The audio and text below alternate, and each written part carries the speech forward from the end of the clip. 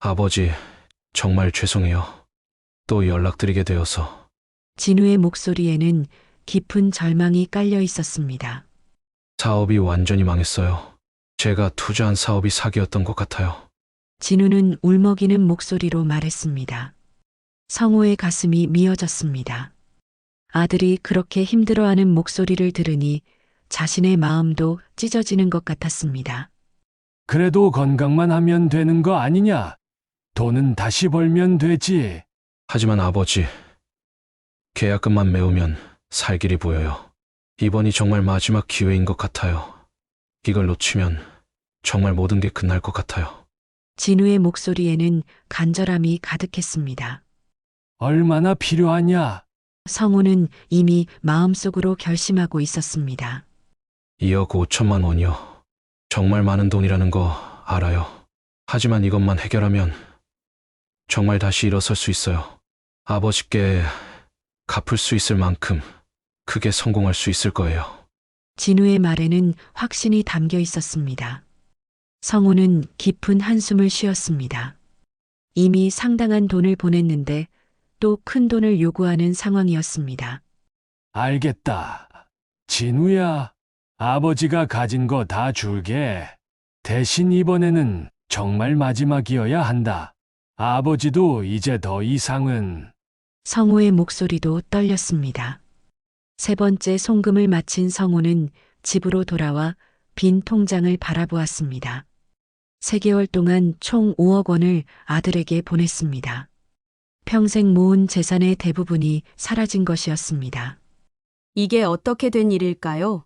오늘의 이야기는 아들이라고 해서 보낸 5억 원이 보이스피싱인 걸 알게 된 72살 박성호 할아버지의 충격적인 이야기입니다. 요즘처럼 디지털 세상이 발달한 시대에도 우리 어르신들이 피해를 입는 일이 너무 많습니다. 또 다른 희생자가 나타나지 않도록 이 영상을 공유해 주세요. 사연 시작하겠습니다. 전남 여수의 늦가을, 오래된 단독주택 마당에는 찬바람이 불어왔습니다. 72세 박성호는 절여둔 김장 배추를 손질하며 라디오에서 흘러나오는 돌아와요 부산항해를 듣고 있었습니다. 퇴역 군인인 성호의 손은 거칠었지만 배추를 다듬는 솜씨만큼은 부인 못지않게 정교했습니다. 부인과 사별한 지 벌써 10년이 흘렀습니다. 처음엔 끼니조차 제대로 해결하지 못했던 성호였지만 이제는 혼자서도 김장을 담글 수 있을 정도로 살림에 익숙해졌습니다. 하지만 마음 한구석엔 늘 허전함이 자리 잡고 있었습니다. 마당 한켠에 놓인 작은 탁자 위에는 아들 진우의 사진이 액자에 담겨 있었습니다. 군복을 입은 젊은 시절의 성우와 닮은 진우의 모습이 햇살에 반짝였습니다. 성우는 배추를 손질하다가도 자꾸만 그 사진을 바라보게 됩니다. 자식은 멀리 있어도 아버지 마음은 늘 옆에 있는 건데 성우는 속으로 중얼거렸습니다. 진우와는 몇 년째 연락이 뜸했습니다. 바쁜 사업 때문이라고 하지만 명절에도 얼굴 보기 어려웠습니다. 그때 집안에서 전화벨 소리가 울렸습니다. 성우는 손을 닦고 서둘러 거실로 들어갔습니다. 전화기 화면에는 국제전화 마이너스 진우라고 표시되어 있었습니다. 성우의 가슴이 두근거렸습니다. 아들에게서 온 전화는 정말 오랜만이었기 때문입니다. 진우냐? 성우의 목소리에는 반가움과 설렘이 가득했습니다. 아버지, 저예요. 수화기 너머로 들려오는 목소리는 분명 진우의 목소리였습니다. 하지만 평소보다 조금 침울하고 급해 보였습니다. 성우는 아들의 목소리를 들으니 가슴이 뭉클해졌습니다. 얼마나 오랫동안 이 목소리를 듣고 싶어 했는지 모릅니다. 라디오에서는 여전히 옛 가요가 흘러나오고 있었고 마당의 배추는 바람에 살랑거렸습니다. 성우는 전화기를 꽉 쥐고 아들의 다음 말을 기다렸습니다. 아버지, 괜찮으세요? 건강은 어떠세요? 진우의 목소리에서 걱정스러운 기색이 느껴졌습니다. 아, 아버지는 괜찮다. 진우야, 너는 어떻게 지내고 있냐? 해외 근무가 힘들지 않냐? 성우는 아들이 안부를 물어주니 더욱 반가웠습니다. 하지만 진우의 목소리에는 뭔가 다급한 기색이 있었습니다. 성우는 군인 출신답게 예민한 감각으로 아들의 상태가 평상시와 다르다는 것을 느꼈습니다. 혹시 무슨 일이라도 생긴 건 아닌지 걱정이 앞섰습니다. 마당에서는 여전히 찬바람이 불어오고 있었고 성우의 마음도 아들 걱정에 어수선해졌습니다.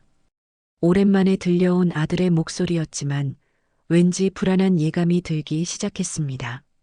아버지, 사실 급한 일이 생겼어요. 진우의 목소리에는 절박함이 섞여 있었습니다. 성우는 수화기를 더 가까이 대고 아들의 말에 집중했습니다. 무슨 일이냐? 진우야, 천천히 말해봐라. 성우의 목소리에는 아버지로서의 걱정과 애정이 가득했습니다. 아들에게 무슨 일이 생겼는지 궁금했지만 다급해하지 않으려고 노력했습니다. 해외 근무 중에 제 동료가 큰 사고를 당했어요. 공사장에서 떨어져서 지금 중환자실에 있는데 응급수술을 받아야 한다고 합니다. 진우의 설명은 구체적이었고 목소리에는 진짜 걱정하는 기색이 역력했습니다. 성우는 가슴이 철렁했습니다. 군대에서 동료를 잃어본 경험이 있는 성우에게는 남의 일 같지 않았습니다. 그래서 어떻게 해야 하는데? 문제는 수술비가 너무 많이 든다는 거예요. 그 친구 가족들도 갑작스러운 일이라 준비가 안 되어 있고 저라도 도와야 할 것 같아서요. 진우의 목소리에서 동료를 걱정하는 마음이 전해졌습니다. 성우는 고개를 끄덕였습니다.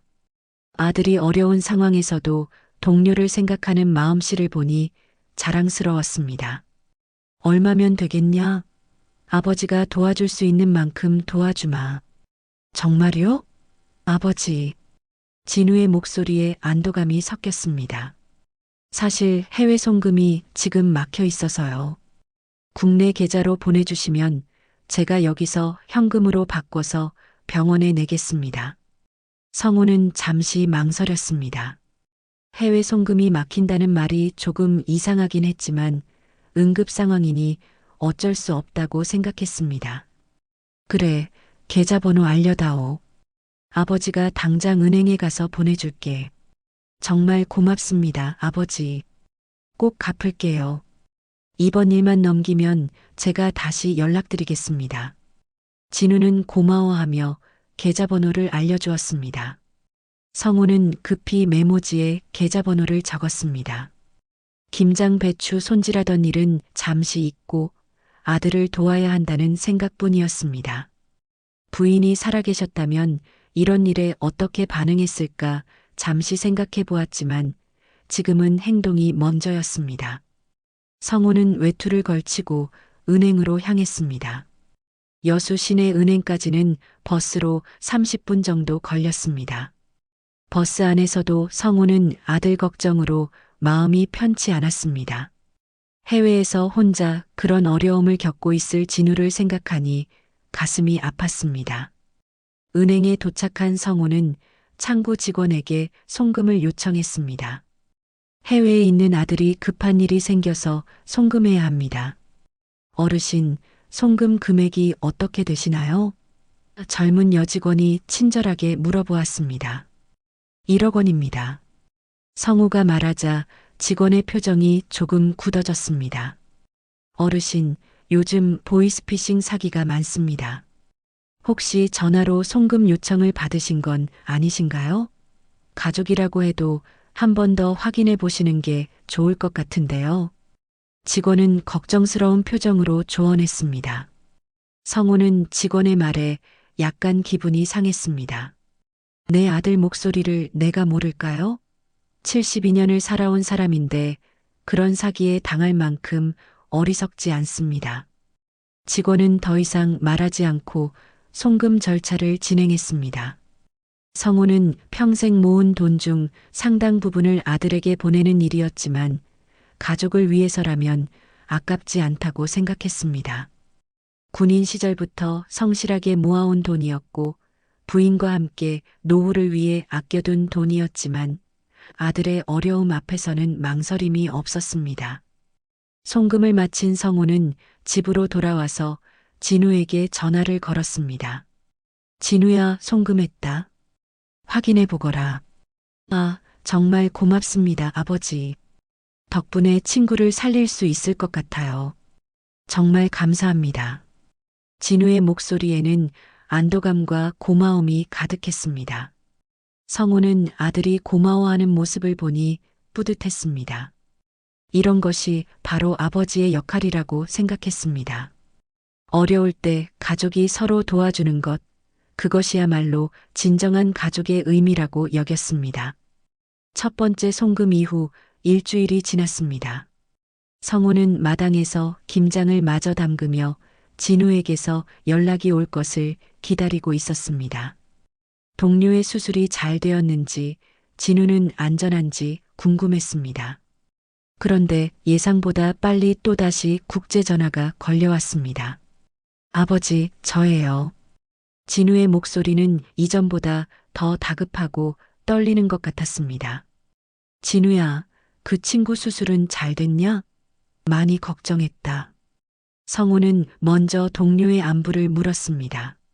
네, 다행히 수술은 잘 됐어요. 정말 고마웠습니다. 진우가 잠시 멈췄다가 이어서 말했습니다. 그런데 아버지, 또 급한 일이 생겼어요. 성우의 마음이 다시 무거워졌습니다. 또 무슨 일이냐? 제가 억울하게 경찰에 잡혔어요. 사업 관련해서 오해가 생긴 것 같은데 변호사를 고용해야 한다고 합니다. 이곳 변호사 비용이 생각보다 많이 들어요. 진우의 목소리에는 절망감이 섞여 있었습니다. 성우는 깜짝 놀랐습니다. 뭐라고? 경찰에? 진우야, 대체 무슨 일이 벌어진 거냐? 해외 사업을 하다 보니 복잡한 문제들이 생기는 것 같아요. 저는 정당하게 했는데 현지법이 복잡해서 오해를 받고 있어요. 변호사가 없으면 정말 큰일 날 것 같습니다. 진우의 설명은 구체적이면서도 절박했습니다. 성우는 가슴이 답답해졌습니다. 아들이 낯선 땅에서 혼자 그런 어려움을 겪고 있다니 참을 수 없었습니다. 얼마나 필요하냐? 1억 5천만 원 정도 필요할 것 같아요. 정말 죄송합니다, 아버지. 이런 일로 또 부탁드리게 되어서. 진우의 목소리에서 미안함과 절박함이 동시에 느껴졌습니다. 성우는 잠시 망설였습니다. 지난번에 이어 또 큰 돈이었지만 아들이 억울하게 고생하고 있다면 도와줘야 한다고 생각했습니다. 알겠다. 아버지가 또 보내주마. 걱정 말고 잘 해결해라. 두 번째 송금을 마친 후 성우는 불안한 마음을 떨칠 수 없었습니다. 연달아 큰 돈이 나간 것도 걱정이었지만 아들이 해외에서 그런 복잡한 일에 휘말려 있다는 것이 더 걱정스러웠습니다. 밤에도 잠을 제대로 이루지 못하고 진우 걱정만 하고 있었습니다. 그런데 보름 후 또다시 전화가 걸려왔습니다. 이번에는 진우의 목소리가 평소와 많이 달랐습니다. 더 지치고 절망적으로 들렸습니다. 아버지, 정말 죄송해요. 또 연락드리게 되어서. 진우의 목소리에는 깊은 절망이 깔려 있었습니다. 무슨 일이냐, 진우야? 변호사 일은 잘 해결됐냐? 성우는 이미 불안한 예감이 들기 시작했습니다. 그 일은 어찌저찌 해결됐는데 이번에는 사업이 완전히 망했어요. 제가 투자한 사업이 사기였던 것 같아요. 지금 모든 게 엉망이 되어버렸어요. 진우는 울먹이는 목소리로 말했습니다. 성우의 가슴이 미어졌습니다. 아들이 그렇게 힘들어하는 목소리를 들으니 자신의 마음도 찢어지는 것 같았습니다. 그래도 건강만 하면 되는 거 아니냐? 돈은 다시 벌면 되지. 하지만 아버지, 계약금만 메우면 살 길이 보여요. 계약 상대방이 기다려주기로 했어요. 이번이 정말 마지막 기회인 것 같아요. 이걸 놓치면 정말 모든 게 끝날 것 같아요. 진우의 목소리에는 간절함이 가득했습니다. 얼마나 필요하냐? 성우는 이미 마음속으로 결심하고 있었습니다. 2억 5천만 원이요. 정말 많은 돈이라는 거 알아요. 하지만 이것만 해결하면 정말 다시 일어설 수 있어요. 아버지께 갚을 수 있을 만큼 크게 성공할 수 있을 거예요. 진우의 말에는 확신이 담겨 있었습니다. 성우는 깊은 한숨을 쉬었습니다. 이미 상당한 돈을 보냈는데 또 큰 돈을 요구하는 상황이었습니다. 하지만 아들이 다시 일어설 마지막 기회라고 하니 외면할 수 없었습니다. 알겠다, 진우야. 아버지가 가진 거 다 줄게. 대신 이번에는 정말 마지막이어야 한다. 아버지도 이제 더 이상은. 성우의 목소리도 떨렸습니다. 세 번째 송금을 마친 성우는 집으로 돌아와 빈 통장을 바라보았습니다. 3개월 동안 총 5억 원을 아들에게 보냈습니다. 평생 모은 재산의 대부분이 사라진 것이었습니다. 하지만 성우는 후회하지 않았습니다. 이제 내가 가진 전부를 다 줬다. 그래도 살 길이 열렸겠지. 성우는 혼자 중얼거리며 빈 집안을 둘러보았습니다. 부인의 사진과 아들의 사진이 나란히 놓인 탁자를 보니 마음이 복잡했습니다. 부인이 살아계셨다면 뭐라고 했을까 생각해 보았지만 아들을 위한 일이라면 분명 이해해 주었을 거라고 믿었습니다. 세 번째 송금을 마친 후 한 달이 지났습니다. 성우는 진우에게서 연락이 오기를 기다리며 하루하루를 보내고 있었습니다. 사업이 잘 풀렸는지, 이제는 안정이 되었는지 궁금했지만 먼저 연락하기에는 왠지 조심스러웠습니다. 아들이 바쁘게 일하고 있을 텐데 방해하고 싶지 않았기 때문입니다. 그날도 성우는 평상시처럼 동네 슈퍼에서 장을 보고 집으로 돌아가는 길이었습니다. 골목 어귀에서 옆집 김 여사를 만났습니다. 김 여사는 성우와 같은 또래로 남편을 먼저 보내고 혼자 살고 있는 이웃이었습니다. 성우 씨, 안녕하세요. 요즘 어떻게 지내세요? 김 여사가 반갑게 인사를 건넸습니다. 예, 그럭저럭 지내고 있습니다. 김 여사님도 건강하시죠? 성우도 정중하게 인사를 나누었습니다. 아, 그런데 성우 씨 아드님이 해외에 계시다고 하더니 어제 마트에서 똑같이 생긴 사람을 봤어요. 정말 똑같더라고요. 쌍둥이인가 싶을 정도로요. 김 여사가 무심코 던진 말이었습니다. 성우는 잠시 멈춰섰습니다. 마트에서요? 혹시 잘못 보신 건 아닌가요? 아니에요. 정말 똑같았어요. 키도 비슷하고 얼굴도 그대로더라고요. 아, 근데 생각해보니 해외에 계시니까 다른 분이겠죠. 세상에 닮은 사람 참 많다니까요. 김 여사는 웃으며 말했지만 성우의 마음에는 작은 의욕이 생기기 시작했습니다. 집에 돌아온 성우는 김 여사의 말이 계속 마음에 걸렸습니다. 진우와 똑같이 생긴 사람을 마트에서 봤다는 말이 자꾸 머릿속을 맴돌았습니다. 우연의 일치일 수도 있지만 왠지 불안한 기분이 들었습니다. 며칠 후 성우는 전우의 모임에 참석했습니다.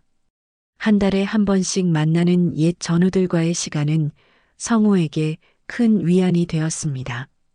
모임이 끝나갈 무렵 성우는 가장 가까운 전우인 최 대령에게 조심스럽게 물어보았습니다. 대령, 혹시 진우 근황 알아볼 방법이 없을까? 요즘 해외에서 힘든 일을 겪고 있는 것 같아서 걱정이 되거든. 성우의 목소리에는 걱정이 가득했습니다. 진우 말이야? 물론이지. 내가 아는 사람 통해서 알아볼게. 뭐 어려운 일 있나? 최 대령은 친구의 걱정스러운 표정을 보고 진지하게 대답했습니다. 그냥 요즘 연락이 자주 와서 걱정스러워서 그래. 성우는 구체적인 내용은 말하지 않고 대충 얼버무렸습니다. 이틀 후 최 대령에게서 전화가 왔습니다. 성호야, 진우 소식 알아봤는데 좀 이상하다. 해외에 있는 게 아니라 경기도에서 사업하고 있다던데? 성호는 전화기를 놓을 뻔했습니다. 뭐라고요? 경기도에요? 응, 확실해. 내 후배가 직접 확인해 봤어. 진우가 지금 경기도 성남에서 작은 사업을 하고 있다고 하더라고. 해외는 무슨 해외야? 최 대령의 말에 성우는 머리가 하얗게 변하는 것을 느꼈습니다. 성우는 급히 진우에게 직접 전화를 걸었습니다. 평소와 다르게 일반 전화로 걸어보았습니다. 몇 번의 신호음 후에 진우가 전화를 받았습니다. 아버지, 무슨 일이세요? 진우의 목소리였습니다. 하지만 뭔가 달랐습니다. 진우야, 너 지금 어디에 있냐? 성우의 목소리는 떨렸습니다. 저요? 당연히 경기도에 있죠. 아버지, 갑자기 왜 그러세요? 진우가 당황스러워했습니다. 해외 근무는 뭐고 동료 수술비는 또 뭐냐? 성우의 목소리가 점점 커졌습니다. 아버지, 무슨 소리예요? 저 그런 부탁한 적 없어요. 해외 근무도 안 하고 있고 수술비 부탁도 한 적 없는데요. 진우는 완전히 당황한 채로 대답했습니다. 성우는 온몸에 힘이 빠지는 것을 느꼈습니다. 그동안 통화했던 목소리는 진우가 아니었다는 말입니까? 그럼 그 목소리는 대체 누구였던 것일까요? 진우야. 그럼 지난 3개월 동안 나한테 돈 부탁한 사람은 누구냐? 성우의 목소리는 가늘게 떨렸습니다. 아버지, 무슨 말씀이세요? 저는 아버지께 돈 부탁한 적이 한 번도 없어요. 혹시 사기를 당하신 건 아니에요? 진우의 목소리에서 걱정과 당황이 함께 느껴졌습니다. 성우는 전화기를 들고 있는 손이 덜덜 떨리는 것을 느꼈습니다. 5억 원이라는 거금을 누구에게 보낸 것일까요? 그 사람은 어떻게 진우의 목소리를 그렇게 똑같이 흉내낼 수 있었을까요? 그 목소리는 누구였던 거냐? 성우는 속삭이듯 혼잣말을 했습니다. 전화를 끊은 후 성우는 거실 소파에 주저앉았습니다. 머릿속이 하얗게 변했고 현실이 믿어지지 않았습니다. 평생 모은 재산이 한순간에 사라진 것도 충격이었지만 아들의 목소리라고 믿고 있었던 그 사람이 가짜였다는 사실이 더 큰 충격이었습니다. 성우는 부인의 사진을 바라보며 눈물을 흘렸습니다. 여보, 내가 바보였습니다. 내가 너무 바보였어. 72년을 살아오면서 이런 식으로 속아본 적은 처음이었습니다. 군인 출신으로서의 자존심도 상했고 아버지로서 아들을 걱정하는 마음을 이용당했다는 사실이 분했습니다. 사기를 당했다는 사실을 깨달은 성우는 밤새 잠을 이루지 못했습니다. 머릿속에는 온갖 생각들이 뒤엉켜 있었습니다.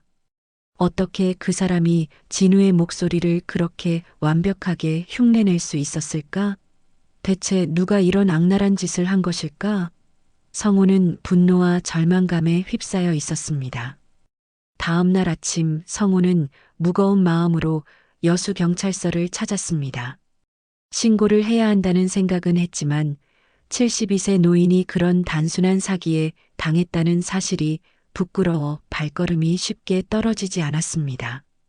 어르신, 무슨 일로 오셨나요? 접수 담당 경찰관이 친절하게 물어보았습니다. 사기를 당했습니다. 보이스피싱이라고 하나요? 성우의 목소리는 쉰 목소리로 나왔습니다.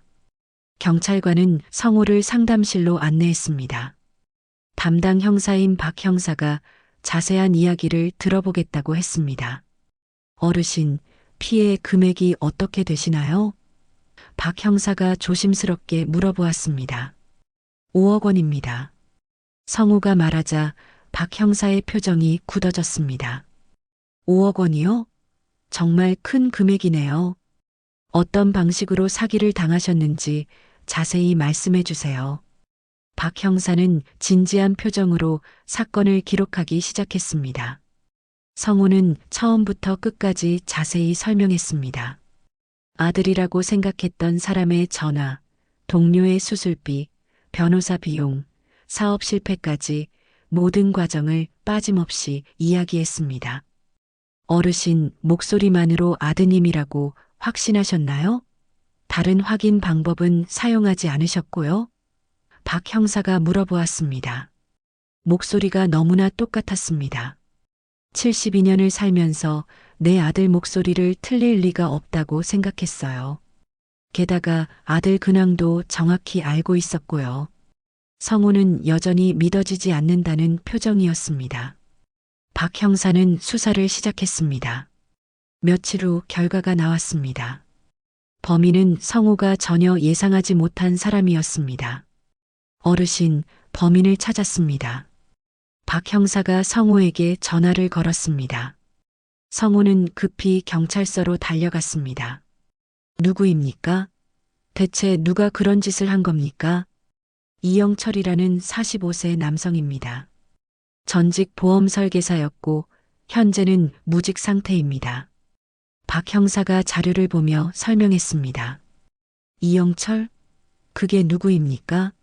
나는 그런 사람 모르는데요. 성우는 당황했습니다. 어르신 동네에서 몇 번 목격된 사람입니다. 어르신께서 아드님 사진을 들고 다니시는 걸 보고 접근한 것 같습니다. 목소리 흉내에 능한 사람이더군요.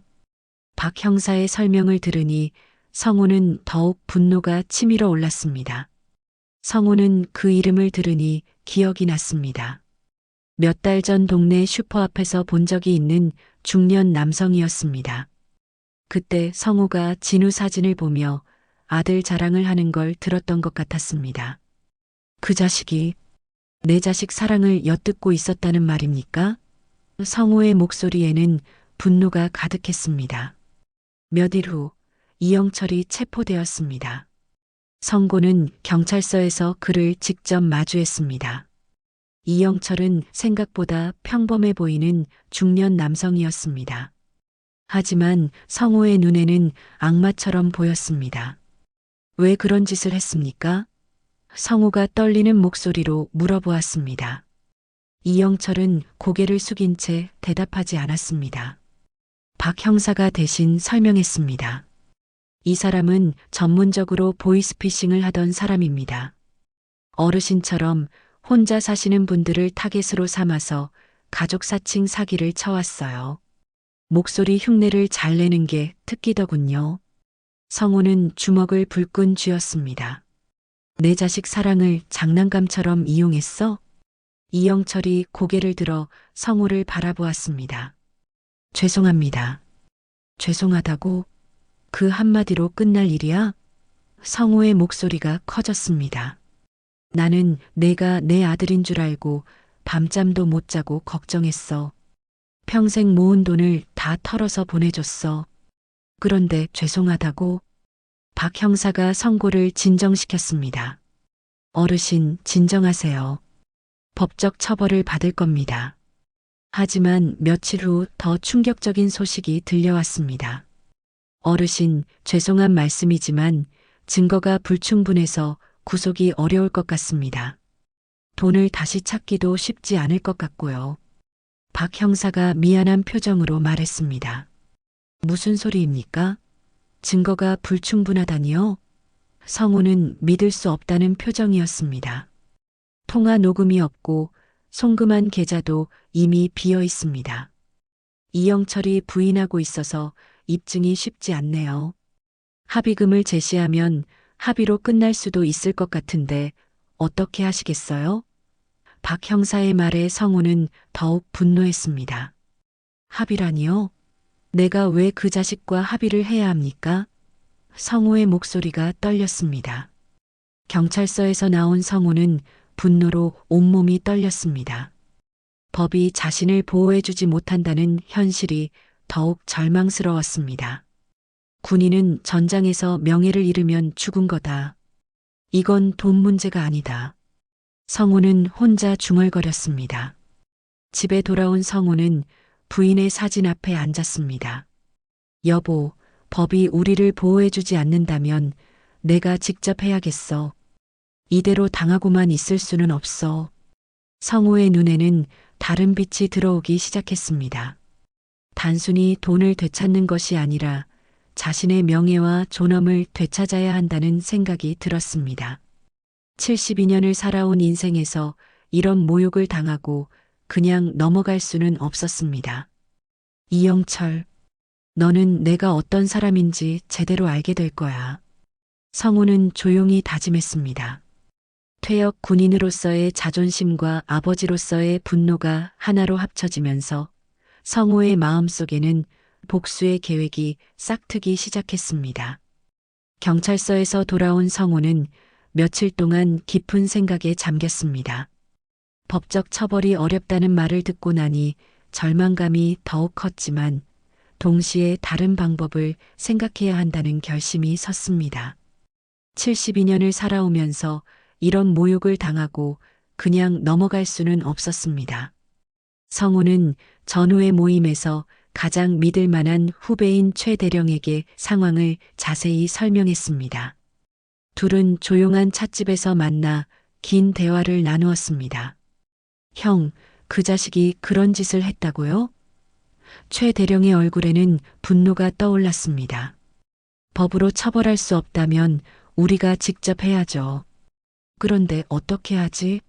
폭력을 쓸 수도 없고. 성우는 고민스러웠습니다. 최 대령은 잠시 생각하더니 입을 열었습니다. 형, 그 자식 성격을 좀 알아봅시다. 약점이 분명히 있을 거예요. 며칠 후, 최 대령이 정보를 가져왔습니다. 형, 이영철에 대해서 알아봤는데요. 이 자식이 투자 사기에 관심이 많다더군요. 특히 부동산 투자 같은 거 말이에요. 투자 사기요? 성우가 관심을 보였습니다. 네, 보험 설계사 시절에도 고객들한테 투자 상품 팔면서 수수료 챙기는 일을 많이 했다고 하더라고요. 지금도 쉽게 돈 벌 수 있는 투자처를 찾아다니고 있다고 합니다. 최 대령의 설명을 들으니 성우의 눈에 빛이 들어왔습니다. 그럼 우리가 미끼를 던지면 될 것 같은데요? 성우가 조심스럽게 말했습니다. 바로 그겁니다. 형이 재산을 다시 모은 것처럼 꾸미고 투자처를 찾고 있다고 소문을 내는 거죠. 그러면 그 자식이 접근할 수밖에 없을 겁니다. 최 대령의 계획은 구체적이었습니다. 성우는 처음에는 망설였습니다. 하지만 내가 연기를 제대로 할 수 있을까요? 형, 군인은 작전을 실행할 때 완벽해야 합니다. 이번에도 마찬가지예요. 우리가 그 자식을 똑같은 방법으로 낚는 거죠. 최 대령의 말에 성고는 고개를 끄덕였습니다. 계획을 세우기 시작했습니다. 먼저 성우가 일부러 동네에서 돈을 다시 모았다는 소문을 퍼뜨려야 했습니다. 김 여사 같은 동네 사람들에게 친척으로부터 유산을 받았다는 이야기를 슬쩍 흘렸습니다. 김 여사님, 사실 서울에 있는 큰형님이 돌아가시면서 유산을 좀 남겨주셨어요. 그래서 요즘 투자처를 알아보고 있어요.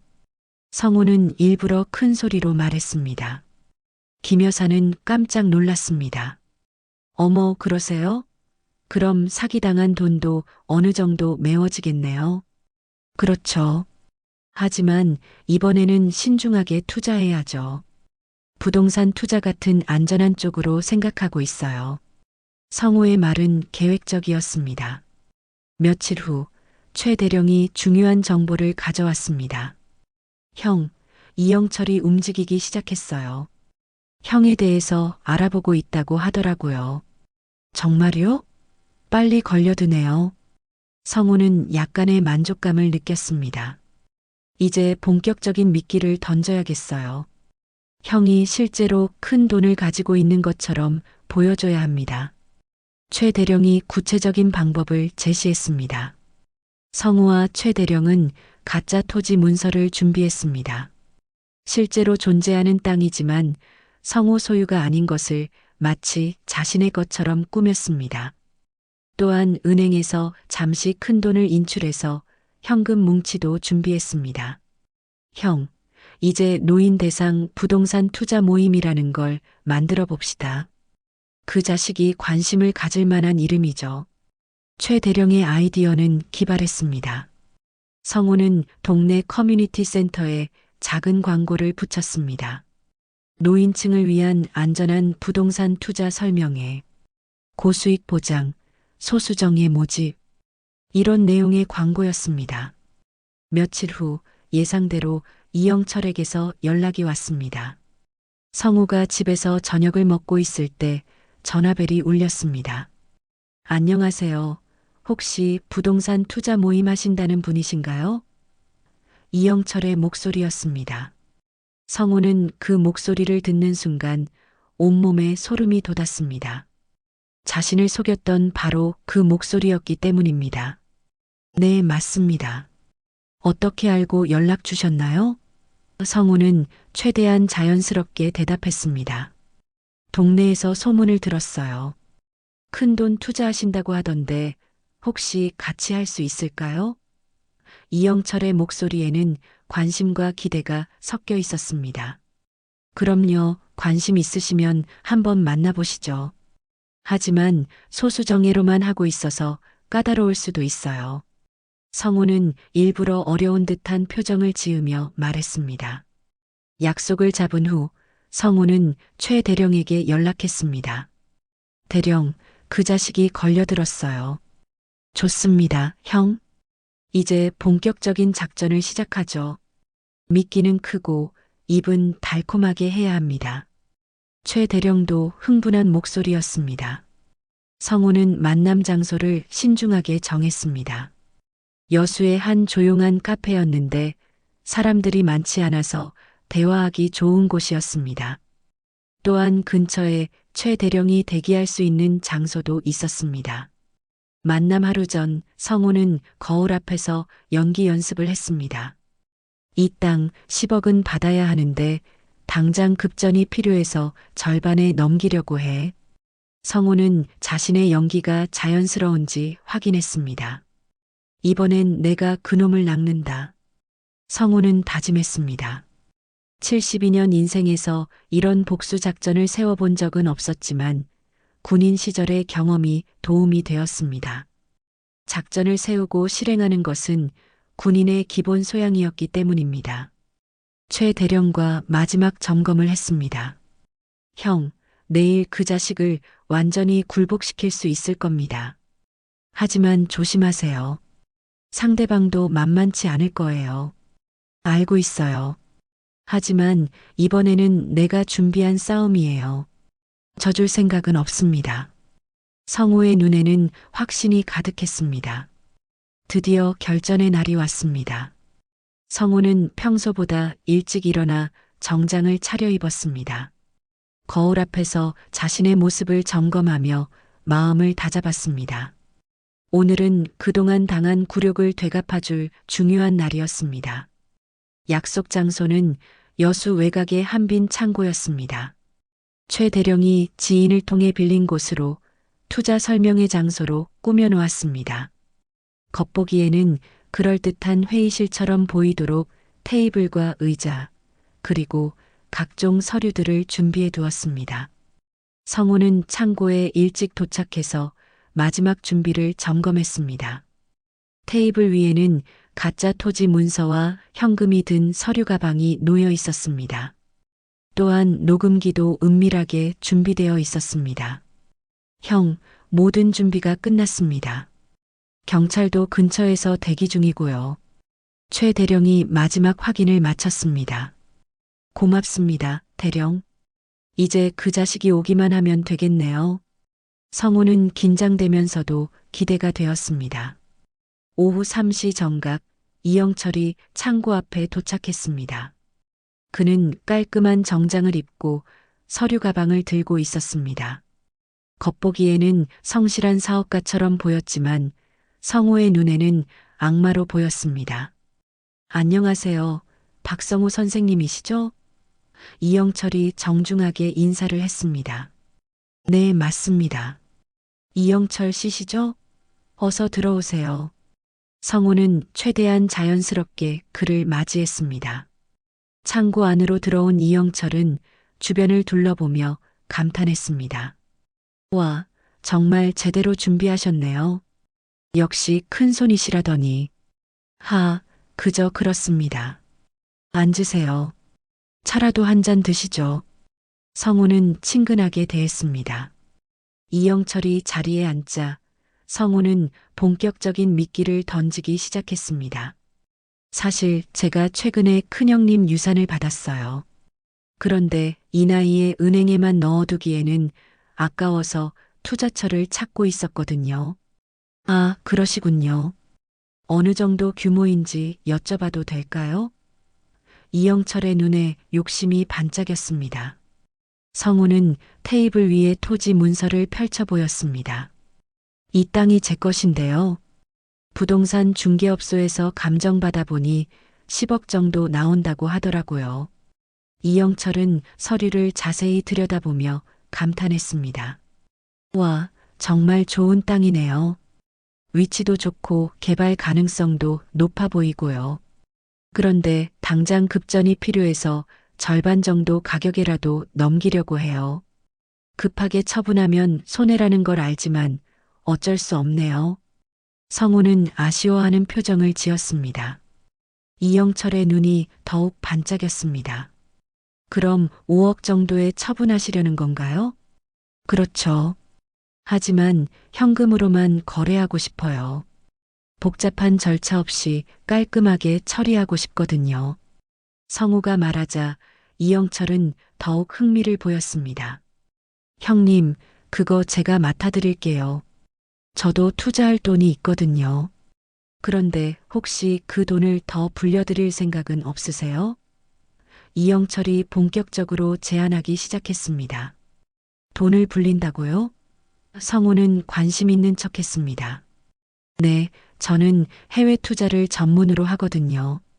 형님 같은 분의 돈을 맡아서 굴려드리면 짧은 시간에 2배, 3배로 불려드릴 수 있어요. 이영철의 목소리에는 확신이 가득했습니다. 성우는 속으로 비웃었습니다. 결국 똑같은 수법을 쓰려는 것이었습니다. 정말요? 그런데 안전한가요? 물론입니다. 제가 지금까지 투자해드린 분들 중에 손해본 사람은 한 명도 없어요. 형님 돈으로 해외 부동산에 투자하면 확실히 수익을 낼 수 있습니다. 이영철은 점점 더 적극적으로 나왔습니다. 그럼 구체적으로 어떻게 하는 건가요? 성우가 물어보자 이영철은 서류 가방에서 각종 자료를 꺼내기 시작했습니다. 이게 제가 투자하고 있는 해외 부동산 목록이에요. 보세요. 수익률이 얼마나 좋은지. 이영철이 보여준 자료들은 그럴듯해 보였지만 모두 가짜였습니다. 성우는 일부러 망설이는 표정을 지었습니다. 하지만 제가 이미 사기를 한 번 당한 적이 있어서 조심스러워요. 그러셨군요.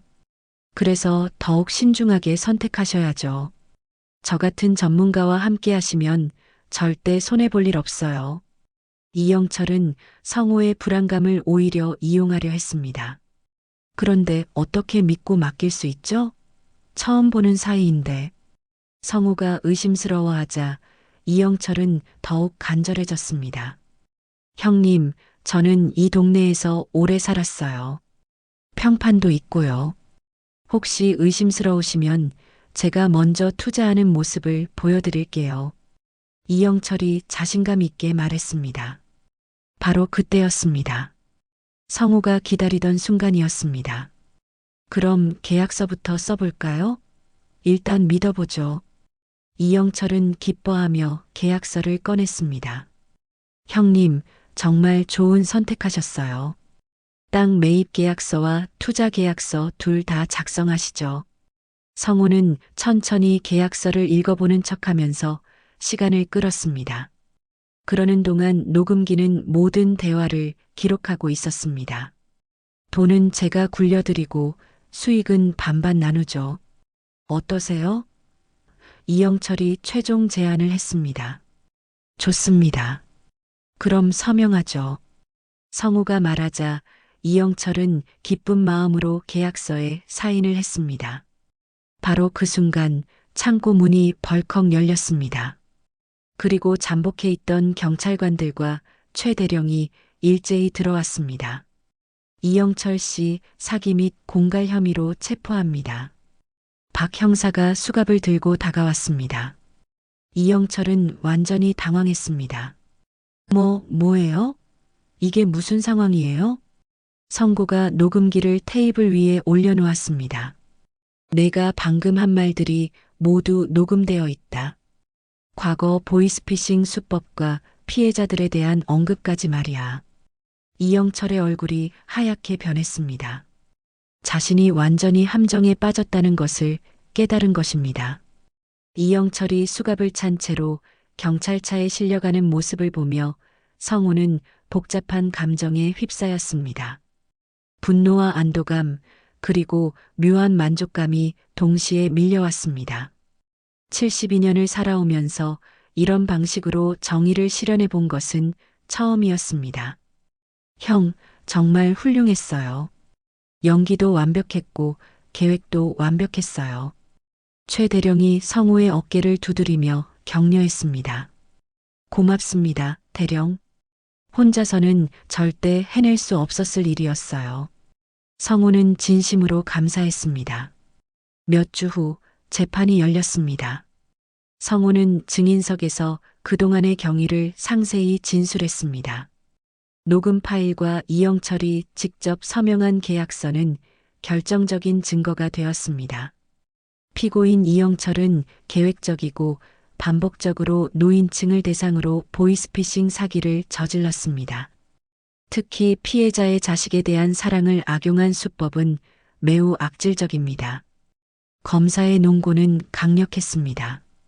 이영철의 변호사는 선처를 호소했지만 소용없었습니다.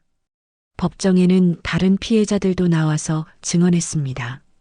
이영철이 성우만이 아니라 여러 노인들을 상대로 같은 수법을 써왔다는 사실이 밝혀졌습니다. 드디어 판결의 날이 왔습니다. 성우는 법정에서 판사의 선고를 들었습니다. 피고인 이영철을 특수사기, 공갈, 사문서 위조 혐의로 징역 6년 및 피해금 전액 배상을 명령합니다. 판사의 선고는 성우가 기대했던 것보다 무거웠습니다. 성우는 법정을 나서면서 이영철을 한 번 더 바라보았습니다. 넌 내 아들이 아니었지만 내가 갚아줄 건 갚아줬다. 이영철은 고개를 숙인 채 아무 말도 하지 못했습니다. 자신의 악행이 결국 자신에게 돌아왔다는 것을 깨달았을 것입니다. 몇 달 후 이영철의 재산이 압류되어 피해금 일부가 환수되었습니다. 성우는 되찾은 돈의 일부를 지역 노인회에 기부했습니다. 성우 씨, 정말 대단하세요. 혼자서 그런 큰일을 해내시다니. 김 여사가 감탄하며 말했습니다. 혼자 한 게 아니에요. 많은 분들이 도와주셨죠. 그리고 무엇보다 법이 결국 우리 편이었어요. 성우는 겸손하게 대답했습니다. 지역 신문에도 성우의 이야기가 실렸습니다. 72세 퇴역군인 지혜로운 역습으로 보이스피싱 범인 검거라는 제목의 기사였습니다. 많은 사람들이 성우의 용기와 지혜를 칭찬했습니다. 하지만 성우에게 가장 중요한 것은 따로 있었습니다. 진짜 아들 진우와의 관계 회복이었습니다. 사건 이후 진우는 아버지를 자주 찾아왔습니다. 아버지, 정말 죄송해요. 제가 연락을 자주 드렸으면 이런 일이 없었을 텐데. 진우는 미안해했습니다. 아니다, 진우야. 아버지가 너무 성급했어. 그리고 이런 일을 겪고 나니 오히려 더 조심하게 되었어. 성우는 아들을 위로했습니다. 앞으로는 자주 연락드릴게요. 그리고 아버지 곁에 더 자주 있을게요. 진우의 다짐에 성우는 흐뭇했습니다. 어느 새벽 성우는 진우와 함께 집 뒤 작은 텃밭에서 호미질을 하고 있었습니다. 봄이 와서 새로운 씨앗을 심는 시기였습니다. 아버지, 이 배추는 언제쯤 수확할 수 있어요? 진우가 물어보았습니다. 3개월 정도 지나면 될 거야. 정성스럽게 키우면 맛있는 김치를 담글 수 있어. 성우는 흙을 만지며 대답했습니다. 올해는 제가 김장 도와드릴게요. 어머니께서 가르쳐 주신 방법 말씀해 주세요. 진우의 말에 성우의 눈가가 촉촉해졌습니다. 그래, 내 어머니 김장 솜씨가 정말 좋았지. 내가 다 가르쳐 줄게. 성우는 부인을 그리워하면서도 행복했습니다. 텃밭에서 아들과 함께 일하며 성우는 깨달았습니다. 복수의 진정한 의미는 상대방을 벌주는 것이 아니라 자신의 존엄성을 되찾고 소중한 것들을 지켜내는 것이라는 사실을 말입니다. 군인은 끝까지 싸운다. 그것이 전투의 예의다. 성우는 속으로 중얼거렸습니다. 하지만 이제는 싸움이 아니라 평화로운 일상을 만들어가는 것이 더 중요했습니다. 동네 사람들도 성우를 다른 눈으로 보게 되었습니다. 단순히 나이 많은 노인이 아니라 지혜롭고 용기 있는 어른으로 존경받게 되었습니다. 젊은 사람들도 성우에게 조언을 구하러 왔고 성우는 기꺼이 자신의 경험을 나누어 주었습니다. 노인의 사랑은 무기가 될 때 가장 강하다. 성우는 이 말의 진정한 의미를 깨달았습니다. 사랑은 때로는 무력할 수도 있지만 올바른 방향으로 사용될 때는 어떤 것보다도 강력한 힘이 된다는 것을 말입니다. 저녁 무렵 성우는 부인의 사진 앞에 앉아 조용히 말했습니다. 여보, 우리 진우가 이제 자주 와요. 그리고 저도 좀 더 지혜로워진 것 같아요. 앞으로는 더 조심하면서도 당당하게 살아갈게요. 라디오에서는 여전히 돌아와요. 부산항해가 흘러나오고 있었습니다. 하지만 이제 그 노래는 성우에게 아픔이 아니라 새로운 시작을 의미했습니다. 72년의 인생에서 가장 어려운 시련을 겪었지만 그것을 지혜롭게 극복해낸 자신이 자랑스러웠습니다. 마당의 김장 배추가 바람에 살랑거렸습니다. 내년 겨울에는 아들과 함께 김장을 담글 생각에 성우의 얼굴에 미소가 번졌습니다. 복수의 봄이 지나고 이제는 진정한 행복의 계절이 시작되었습니다. 오늘 이야기가 마음에 남으셨다면 구독과 좋아요로 함께 해주세요. 더 많은 이야기로 다시 찾아올게요. 구독과 좋아요는 큰 힘이 됩니다.